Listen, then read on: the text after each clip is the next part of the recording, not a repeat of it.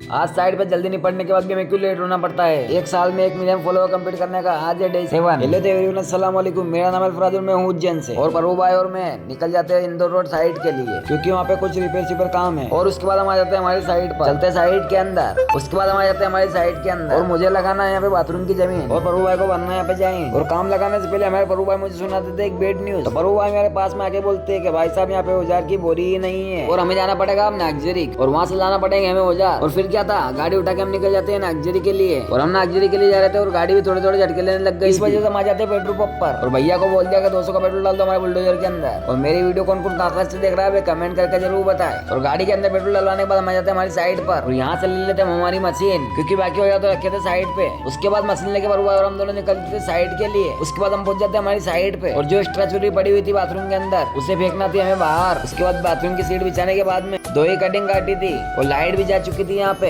उसके बाद मैं आ जाता हूँ प्रभु भाई के पास में, क्योंकि किचन की टाइल के जॉइंट बनने थे हमें। किचन की टाइल के जॉइंट बनने के बाद में हो गया था लंच का टाइम। इस वजह से प्रभु भाई और हम दोनों बैठ जाते हैं खाना खाने के लिए।